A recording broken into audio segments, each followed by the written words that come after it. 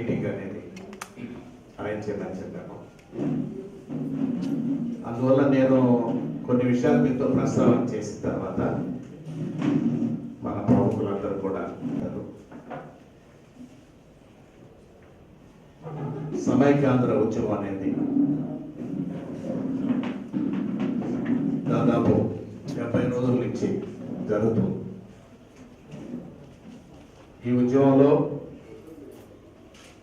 సీమాంధ్రలో ఉన్న 13 జిల్లాల్లో ప్రతి ఒక్కరు ఈ ఉద్యమంలో కూడా పాల్గొనడం జరిగింది. అంటే కోట్లాది మంది జనం సీమాంధ్ర ఉద్యమాన్ని ముందుకు తీసుకుపోవడం అనేది ఇన్ని రోజులైనా కూడా వాళ్ళందరినీ మనం మనస్ఫూర్తిగా మనం ప్రశంసించాల్సిన విషయమైనా కూడా ఎన్జిఓస్, ఉపాధ్యాయ సంఘాలు, విద్యార్థి సంఘాలు, విద్యాపకుల సంఘాలు, వ్యాపార సంఘాలు, స్కూల్స్, మేనేజ్మెంట్ అందరూ ఎవరికైనా ముందుకు వచ్చి ముందు చిన్న పిల్లల నుంచి పెద్దవాడి వరకు కూడా ఆంధ్రప్రదేశ్ సమైక్యంగా ఉండాలి అనేది ఒక లక్ష్యంగా పెట్టుకొని ప్రతి ఒక్కరు కూడా ఈ కార్యక్రమంలో పాల్గొన్నారు. మనం ఎన్ని ప్రయత్నాలు చేస్తూ వచ్చినా కూడా కేంద్ర కేబినెట్లో ఒక నిర్ణయం తీసుకొని తెలంగాణ విభజనకు ముందుకు వెళ్ళటం అనేది ఎంతో దురదృష్టకరం. అందుకు ప్రజాప్రతినిధులుగా మేము కూడా ఈ ఒంగోలు పార్లమెంటరీ కాన్స్టిట్యూన్సీ రిప్రజెంట్ చేస్తున్న ఒక లోకసభ సభ్యుడిగా నేను కూడా ఎంతో చింతిస్తూ ఉన్నాను.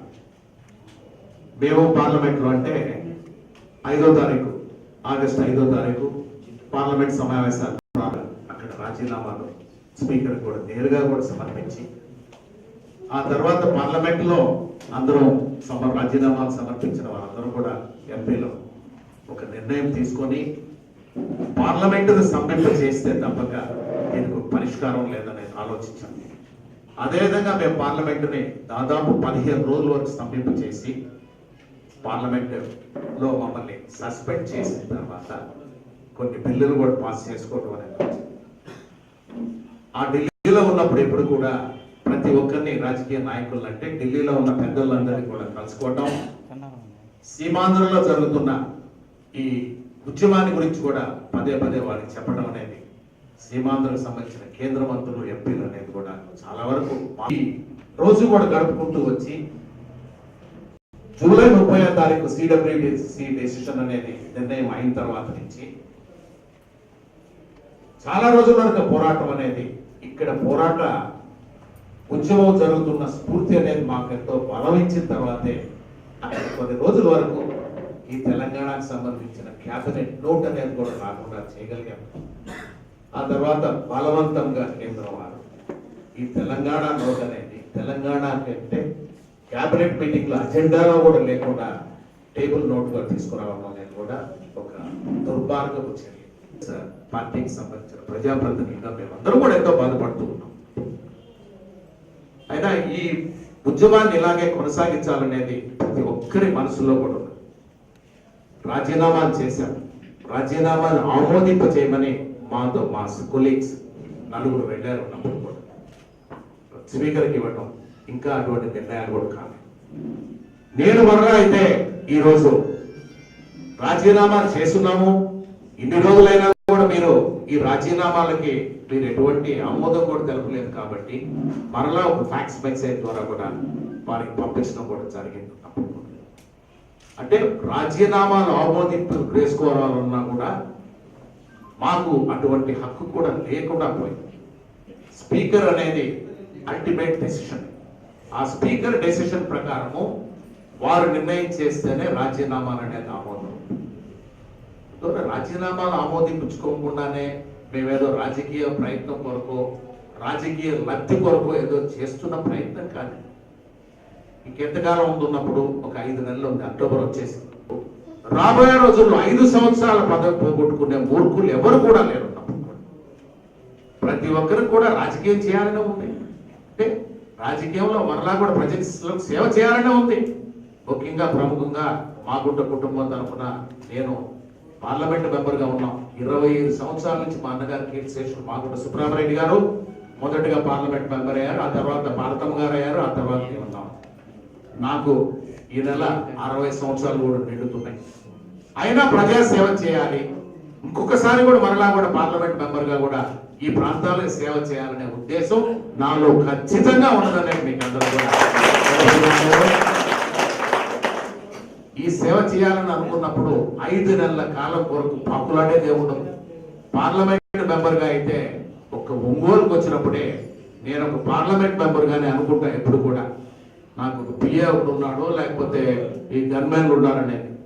ఏ ఊరిలో కూడా దాటి నెల్లూరుకు వెళ్ళినా కూడా ఒక పిఏ ఉండడు, ప్రభుత్వ తరఫున ఉండేదానికి ఒక గన్మెన్ ఉండరు. ఏ ప్రదేశాల్లో కూడా ఈ అధికారం అనేది ఎప్పుడు కూడా వాడుకున్నవాడు కాదు.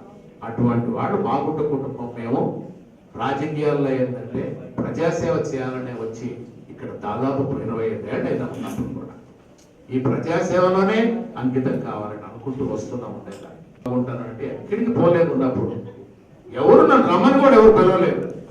అంతటా నేను ఇక్కడ ఒంగోలుకి ఎందుకు ఏంటంటే ఇది నా ప్రదేశం. ఇది 25 సంవత్సరాల నుంచి ఇక్కడ పెరిగా ఉన్నప్పుడు కూడా ఒంగోలులోనే ఇక్కడ మామూలు అంటే పుట్టి పెరిగింది వేరే ఊరు అయినా కూడా రాజకీయంగా జన్మనిచ్చిన ప్రాంతం ఒంగోలు కాబట్టి ఇక్కడే శ్రీనివాసం ఉండాలనే నిర్ణయం చేసుకున్న వాళ్ళని కూడా. అందువల్ల ఎక్కడికి పారిపోయేది అనేది మాగుంట కుటుంబం ఉండదు. మాగుంట కుటుంబం అంటే ఒక విశ్వసనీయతకి, వినమ్రతకి, విధేయతకి సంబంధించిన కుటుంబం అనేది. మాకు కాంగ్రెస్ పార్టీతోనే రాజకీయం అనేది ప్రారంభమైంది. ఆ కాంగ్రెస్ పార్టీ అనేది ఏం చేసింది అనేది ఎప్పుడు కూడా యాంటోనీ కమిటీ వారు ముందే గట్టిగా చెప్పాను. అందరూ సీమాంధ్ర నుంచి మంత్రులు, ఎంపీలు ఉన్నప్పుడు కూడా మేము 8 పర్యాయాలు కాంగ్రెస్ టికెట్ పైన పోటీ చేయడం అయింది. మేమెంతో లాయల్గా ఉన్నాం. పార్టీకి చాలా కోట్ల రూపాయలు కూడా పార్టీకి ఖర్చు పెట్టాం. ₹1 కూడా పర్సనల్ గా మేము ఎప్పుడు కూడా లాభ పడింది లేదు. వ్యాపారం చేసుకుంటున్నాం అంటే అందరిలాగా ఖర్చు పెట్టేది ఏదో అందరికీ కావాల్సింది పెడుతూనే వస్తుంటాం జనరల్ గా కూడా. అటువంటి వాళ్ళము కాంగ్రెస్ పార్టీకి ఎంతో లాయల్ గా ఉండే వాళ్ళని మమ్మల్ని ఎందుకు మీరు ఈ విధంగా పనిష్ చేస్తారని వాళ్ళు అడగడం కూడా అయింది. ఇప్పుడు మా తప్పుకి మాకు తప్పు లేదు. కాంగ్రెస్ పార్టీగా ఎంపీగా ఉన్నందువల్ల ఇది తప్పేం కాదు. ఇది 2009 సంవత్సరంలో గెలిపించారు అందరు కూడా. ఈ రోజు కాంగ్రెస్ పార్టీ నిర్ణయం అని అంటే హైకమాండ్ నిర్ణయం వల్ల మేమందరం కూడా తప్పుగా ఏంటంటే ప్రతి ఒక్కరు కూడా కొందరు చెప్తున్నారు సంఘంలో వెలివేయండి అని అంటున్నారు, కొందరు అసలు మోసగాళ్ళని అంటూ ఉన్నారు. ఉన్నప్పుడు కూడా ఇటువంటివన్నీ మా తప్పు లేనప్పుడు మమ్మల్ని ఊరికే ఏంటంటే మేము రాజీనామాలు ఆమోదింప చేసుకొని వచ్చేస్తుంటే అంటే చేసుకొని వచ్చేదానికి కూడా అక్కడ ఇచ్చేదాన్ని కొరకు వాళ్ళు ఆమోదింప చేసేదానికి రెడీగా లేరు. ఉన్నప్పుడు కూడా ఒక ట్రయల్ గా నలుగురు వెళ్ళారు మొదటి రోజు నుంచి కూడా నేను చూస్తాను. ఇది అందరూ నిర్ణయాలు. ఇది అవసరమైతే ఆ రాజీనామాలు అనేది ఇచ్చేసాము, రోజు పోయి వాళ్ళ కాళ్ళేడబడి రాజీనామా ఆమోదించండి చెప్పుకోవాల్సిన గతి కూడా మాకు అవసరం లేదు. ఢిల్లీకి ఎక్కడికి వెళ్ళటం లేదు, ఏ కమిటీ మీటింగ్ లో కూడా పాల్గొనడం లేదు, ఎటువంటి అధికారమైన కార్యక్రమాల్లో కూడా పాల్గొనడం లేదు. నేను మొన్న ఎప్పుడో పేపర్లో చూశాను, ఇక్కడ అగ్నిమాపక దళం వాళ్ళు ఉంటే స్థానిక ఎమ్మెల్యే కూడా దాంట్లో కూడా పార్టిసిపేట్ చేశాడు. నేను ఎక్కడ పోవట్లేదు, అధికారంగా ఉండేది. అధికారం అయింది ఎందుకేంటంటే రాజీనామా చేసినప్పటి నుంచి కూడా అధికారంగా ఉండే కార్యక్రమాల్లో ఎక్కడా కూడా పోవట్లేదు. ఇది ప్రతి ఒక్కరు కూడా తెలుసుకోవాల్సిన సత్యం ఇది ఉన్నప్పుడు కూడా. అందుకు ఏదో మామూలుగా కాంగ్రెస్ పార్టీ ఎంపీలుగా ఉన్నారు అందువల్లే పాపం అని అంటే ఇది చాలా బాధాకరమైన విషయం అనేది. ముఖ్యంగా అందరికి కూడా చెప్పాలనే ఉద్దేశం అది. నాకు కాంగ్రెస్ పార్టీ ఎంపీలైన తర్వాత తప్పు చేసిందేం కాదు. మేము హైకమాండ్ ఒక నిర్ణయం చేసుకుంది, మేము నిర్ణయం చేసుకోవాలి. ఈ పదవుల్లో కొనసాగించే దాని వరకు మా పొద్దుని కూడా చెప్పా ఉన్నప్పుడు ఈ పార్టీలో ఉండాలా లేదా అనేది మా నిర్ణయాలు చేసుకోవాలి. అందుకు కాంగ్రెస్ పార్టీ నాయకులు కార్యకర్తలు అందరూ కూడా మేము మమ్మల్ని ఎప్పటి నుంచో ఆ పార్టీతో మాతోనో మా కుటుంబంతో ముడిపడిన వాళ్ళు అందరూ ఉన్నారు ఉండేదానికి కూడా.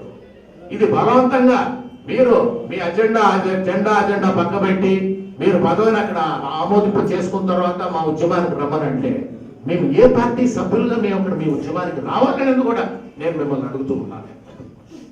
అంటే పార్టీ కూడా రాజీనామా చేస్తే ఇది అవకాశం మాకు. ఎప్పుడైనా కూడా రాజకీయ నాయకులకి ఎప్పుడు కూడా ఎలక్షన్ల ముందు పార్టీలు మారేదానికి ఒక ఎంతో అవకాశం ఉంటుంది.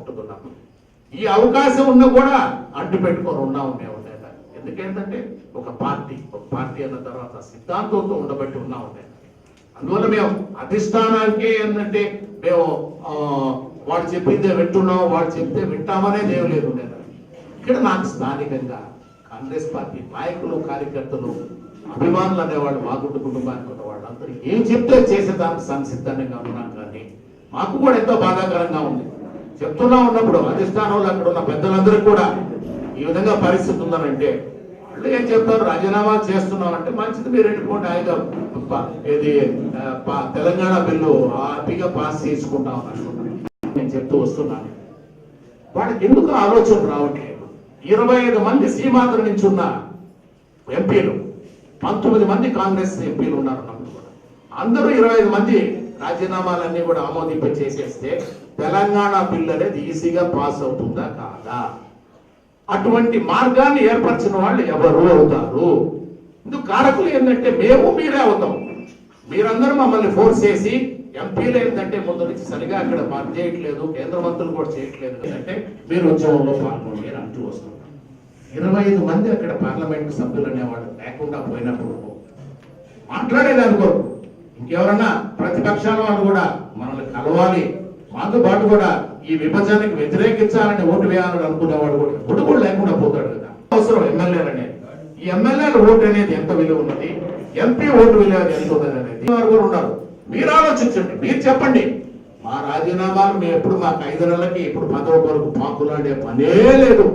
ప్రతి ఒక్కరు కూడా వారి వారి వ్యక్తిత్వం పైన ఏంటంటే నిలబడి చేసి నేను అందరినీ కూడా కోరుకునేది ఏమిటంటే మీరు మమ్మల్ని నడిపించండి.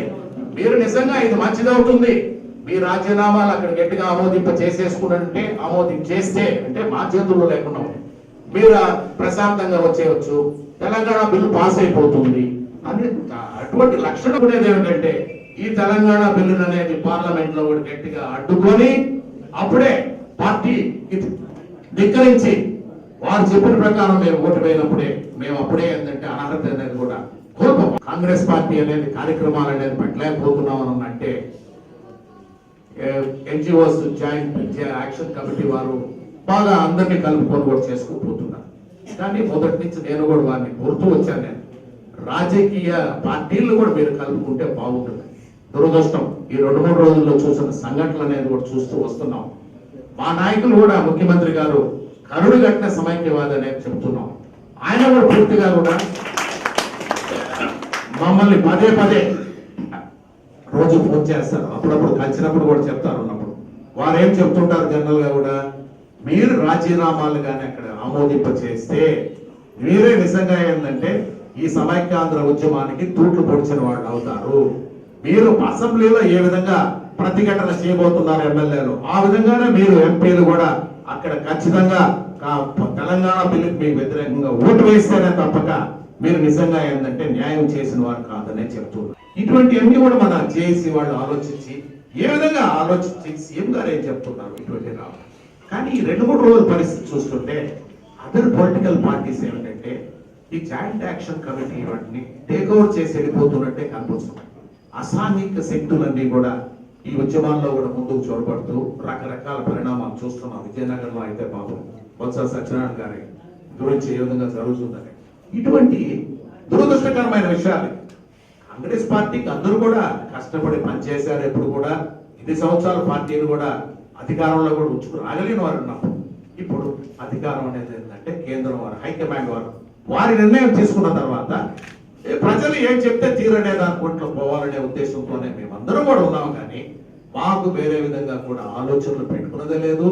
ప్రజా వాక్యే అందరూ కూడా అంటే పర్టికులర్ గా మా పార్టీకి సంబంధించిన నాయకులు కార్యకర్తలతో ఎప్పుడు కూడా అన్ని ప్రాంతాల వారిని కూడా మాట్లాడవలసిన విషయం ఏంటంటే ఇది పర్సనల్ అటాచ్మెంట్. మాగుంట కుటుంబం అనే దాంతో ఎంతో అటాచ్మెంట్. మాగుంట కుటుంబం అనేది ఈ ప్రాంతాల్లో ఒక రాజకీయ కుటుంబంగా ఏంటంటే మంచి గుర్తింపించింది కూడా ఈ ప్రాంతంలో ఉన్న కాంగ్రెస్ పార్టీ నాయకులు కార్యకర్తలు అనేది మీకు అందరూ కూడా మనవి చేస్తూ ఉన్నాను. నేనున్నప్పుడు కూడా ఆంధ్రప్రదేశ్ లో కూడా మాగుంట కుటుంబానికి కూడా గుర్తింపు వచ్చిందని అంటే ఈ ప్రకాశం జిల్లా నుంచి ఉన్న అందరూ కూడా నాయకురాళ్ళు అందరూ వల్లే ఈ గుర్తింపు వచ్చిందనేది కూడా మీకు మరొకసారి కూడా నేను చెప్పుకుంటున్నాను. వాళ్ళందరినీ నేను కోరుకునేది ఏమిటంటే మీరు చెప్పండి, తర్వాతైనా చెప్పండి. ఘనంగానే చెప్పండి. నా వంతు కృషిగా ఈ 5 నెలల పదవి కొరకు నేను ఏ రోజు కూడా పాపులాట్ దంచుకోలేదు. ఉన్నప్పుడు ఒక ప్రశాంతమైన జీవితాన్ని నేను ఎప్పుడు కూడా గడుపుకుంటూ వచ్చేవాళ్ళము. ఎప్పుడు కూడా ఒకరి చేత మాట పడింది అనేది లేదు. దురదృష్టం ప్రకాశం జిల్లాలో ఈ విధంగా ఏంటంటే జరుగుతూ వస్తున్నాయని అంటే ఏ రోజు కూడా మా కుటుంబం ఎవరిని తిట్టింది లేదు, ఎవరి చేత తిట్టించుకుంటూ లేదు. ఈ రోజు ఈ క్యారెక్టర్ అసాసినేషన్స్ అనేది రకరకాలుగా పోతున్నాయంటే నాకు కూడా బాధ కలుగుతుంది. నేనేమి పదవిని పట్టుకొని ఊరాడాలన్న దృష్టిలో లేవు, ఎటువంటి అధికార కార్యక్రమాల్లో కూడా పాల్గొనలేదు. రాజీనామా చేసినప్పటి నుంచి కూడా ఈ రోజు కార్యకర్తలందరూ కూడా ఇక్కడికి వచ్చినందుకు, కలుసుకున్నందుకు వాళ్ళందరూ కూడా నేను ధన్యవాదాలు కూడా తెలుపుకుంటూ జై సమైక్యాంధ్ర, జై సమైక్యాంధ్ర, జై సమైక్యాంధ్ర. ఖచ్చితంగా మాగుంట శ్రీనివాసరెడ్డి గారు ఎంపీ గారు ఏ నిర్ణయం తీసుకుంటారో ఆ నిర్ణయం మనందరం కట్టుబడి ఉండాల్సిందే. వాదులుగా కానీ వాస్తవానికి గౌరవ ఎంపీ గారు గత నెలలోనే స్పీకర్ గారికి ఆమోదించలేదని మరలా పంపిస్తున్నారంటే మన ప్రజల మీద ఉన్న అభిమానం ఎక్కువ అని దానికి చెప్తూ ఖచ్చితంగా మన సీమాంధ్ర ప్రాంత ప్రజల మనోభావాల్ని పార్లమెంట్ లో గట్టిగా వినిపించిన 1-2 వ్యక్తులు, మొదటి వ్యక్తి మన మాగుంట శ్రీనివాసరెడ్డి గారు ఎంపీలో ఉంటారు ప్రథమంగా. వారు ఖచ్చితంగా ఏ నిర్ణయం తీసుకున్నా కూడా మనం అందరం కూడా ఒకే నిర్ణయాన్ని కట్టుబడి ఉంటామని ఈ రోజు మనం అందరం కూడా ఏకగ్రీవంగా తీర్మానం చేయాల్సి వస్తుంది. ఈ పత్రికా ముఖంగా అయితే ప్రజల సమక్షంలో అయితే మన అందరం కూడా మాగుంట శ్రీనన్న ఏ బాటలో నడిస్తే అదే నిర్ణయం మంచిదని మనం ఖచ్చితంగా మనందరం కూడా ఏకగ్రీవంగా తీర్మానం చేయాలని నేను మీ అందరినీ కోరుతున్నాను. గౌరవ పార్లమెంటు సభ్యులైతే ఎమ్మెల్యేలు కానీ ఉండేనా సరే ఉద్యమంలో పాల్గొని వారిని కూడా ఉద్యమంలో ఆహ్వానించాలని అనుకుంటే అది కరెక్ట్ కాదు. ఎంపీ గారికి మనకంటే బాగా తెలిసిన దేశ పరిస్థితులు, పార్లమెంట్ పరిస్థితులు, అసెంబ్లీ పరిస్థితులు, పార్టీ పరిస్థితులు ఇవన్నీ కూడా. ఆయన ఇంతకాలం బట్టి కాంగ్రెస్ లో ఉన్నాం, ఎల్లకాలం కాంగ్రెస్ లోనే ఉంటాము, మరొక పార్టీ మమ్మల్ని ఉద్ధరించేది ఏమీ లేదు, దానిపై దృష్టి లేదు అని చెప్పి కాంగ్రెస్ కే కమిట్ అయి ఉన్నట్టుగా జీవితం ఉన్నంత కాలం కాంగ్రెస్ గానే ఉంటాము అని చెప్పి ఆయన నిర్ణయం చేసిన దాన్ని మనం అందరం కూడాను మన సంతోషాన్ని తెలపాలి. అయితే ఇప్పుడు ఉన్నటువంటి పరిస్థితుల్లో కాంగ్రెస్ కల్మషం అయిపోయింది, రాజకీయాల్లో కల్మషం అయిపోయింది. ఈ కల్మషం అయిపోయినటువంటి పరిస్థితుల్లో ఈ కాంగ్రెస్ లో ఉండి ఏం చేయాలా, ప్రభుత్వంలో ఉండి ఏం చేయాలా, పార్లమెంటు సభ్యుడిగా ఉండి ఏం చేయాలా అని అంటే ఆయన ఒక మార్గాన్ని మనకందరికీ కూడా ముందు పెట్టారు. పార్లమెంటులో సభ్యుడిగా ఉండి చర్చకు వచ్చినప్పుడు మన వాడి మనం వినిపిస్తూ మనకేం కావాలో మనం పార్లమెంట్లో చెప్పడానికి అవకాశాన్ని మనం ఉంచుకుంటేనే తప్ప అక్కడ మాట్లాడడానికి వీలుండదు. అట్లా చెప్తే తప్పితే మొత్తం బిల్లు రోడ్డుగా నడిచిపోతుంది. అందువల్ల మనము మన వాడిని అక్కడ వినిపించడానికి గాను రాజీనామాలు చేయకుండా అక్కడ ఉంటే మంచిదేని అని చెప్పి ఆయన ఒక కోణంలో ఒక అభిప్రాయం ఉంటే ఈ ఆంధ్రప్రదేశ్ కి జరుగుతున్నటువంటి నష్టం కాంగ్రెస్ వారు, కాంగ్రెస్ పెద్దలు, హైకమాండ్, సిడబ్ల్యూసి వీళ్ళందరూ కూడాను మీరన్నట్లుగానే చాలా దుర్మార్గమైనటువంటి పద్ధతిలో నడిచారు. సమైక్యాంధ్ర కాకుండా తెలంగాణని విభజన చేయటం అనేది టేబుల్ నోటుగా తీసుకొచ్చినటువంటి పెద్దలు ఏమైనా చేస్తారు. మీలో పంచాయతీ బోర్డు ప్రెసిడెంట్లుగా చేసిన వాళ్ళు, సొసైటీ ప్రెసిడెంట్లుగా చేసిన వాళ్ళు చాలా మంది ఉంటారు. ఎజెండాలో కొన్ని ఐటమ్స్ ఉంటాయి. గతంలో మనం ఒకసారి మన అభిప్రాయాలన్నీ కూడా కొంతమంది ఇదే హాల్లో ఎంపీ గారి పరోక్షంలో మాట్లాడడం జరిగింది. మన ఆలోచనలకి అనుగుణంగానే ఆయన వ్యవహరిస్తున్నారనేటువంటి నమ్మకం నాకైతే ఖచ్చితంగా కలిగింది. అదేవిధంగా ఆయన వ్యవహరిస్తున్నారు, ఎటువంటి సందేహం లేదు. ప్రజల మనోభావాలని అనుకూలంగా ఆయన ప్రయాణం కొనసాగుతుంది తప్ప జేఏసీ నాయకులు మాట్లాడుతున్నట్టుగా మాగుంట కనిపించడం లేదు. ఇవన్నీ అయితే కరెక్ట్ కాదు. ఉద్యమంలోకి కాంగ్రెస్ పార్టీలో ఉండి కాంగ్రెస్ పార్టీ అధిష్టానించినటువంటి నిర్ణయాన్ని వ్యతిరేకిస్తూ ఇక్కడ ఉన్నటువంటి నాయకులందరూ కూడా మన ప్రజల ఆలోచనలని, భావాలని తెలియచెప్పే ప్రయత్నం చేయాలనేటువంటి ఆలోచన ఇక్కడ ఉన్న ప్రతి ఒక్కరిలో ఉంది. ఇక్కడికి రానటువంటి కాంగ్రెస్ పార్టీ నాయకులు కార్యకర్తల్లో కూడా ఉంది. దురదృష్టవశాత్తు ఆ ఉద్యమంలోకి పెడుతున్నప్పుడు జరుగుతున్నటువంటి ఇబ్బందిని దృష్టిలో పెట్టుకొని ముందుకు రాలేనటువంటి పరిస్థితులు, మన అభిప్రాయాలని పూర్తిగా వ్యక్తీకరించలేనటువంటి దౌర్భాగ్యమైన పరిస్థితి మనది. ఆ విధంగా మన పరిస్థితి కొనసాగుతుంది. ఎందుకంటే కాంగ్రెస్ పార్టీ మాత్రమే ఈ నిర్ణయం తీసుకుంది అనేటువంటి ప్రచారం, అనేటువంటి నమ్మకం, అనేటువంటి ఆలోచన సామాన్య మానవుడి దగ్గర కూడా ఎల్లటమైన కారణం. అంతే తప్ప ప్రత్యేకమైనటువంటి కారణం ఏం కాదు. ఇక్కడ ఉన్న వాళ్ళందరి మీద కూడా వాళ్ళకు కూడా నమ్మకం ఉండదు వ్యక్తిగతంగా. వీళ్ళందరూ కూడా ప్రజల ఆలోచన అనుగుణంగానే వ్యవహరిస్తున్న దాంట్లో జేఏసీ నాయకులు కానీ ఎవరికైనా కూడా ఒకే విశ్వాసం ఉంటుంది.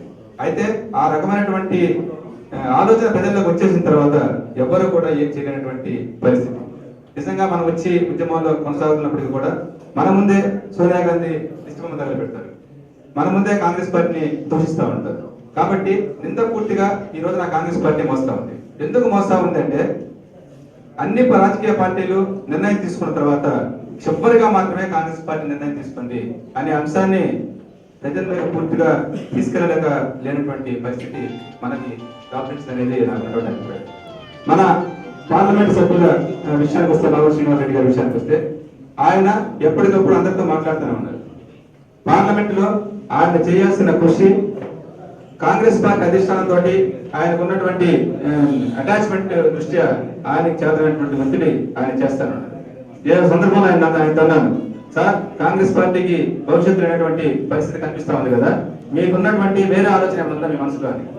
లేదు శ్రీను, చివరి శ్వాస వరకు నేను కాంగ్రెస్ పార్టీలో కొనసాగుతాను అనేటువంటి నిర్ణయం. ఖచ్చితంగా మనం 3వ స్థానంలో ఉంటాం సార్ అని చెప్పారు. 3వ స్థానం అయినా కూడా స్థానమే. నాకు కాంగ్రెస్ పార్టీ నాయకులు కార్యకర్తలు నన్ను అభిమానించేటువంటి ప్రజల్లో నాకున్న స్థానం మొదటి స్థానం అనేటువంటి విశ్వాసం నాకు ఉంటుంది. రాజకీయాలలో ఎన్నికల పరంగా ఏ స్థానం వస్తుంది వేరే విషయం. ఎన్నికలు పోటీ చేసినప్పుడు ఒకరు గెలుస్తూ ఉంటారు, రోడ్డు పైన ఓడిపోతూ ఉంటారు. కాబట్టి దాన్ని పెద్ద పరిగణలోకి తీసుకోను.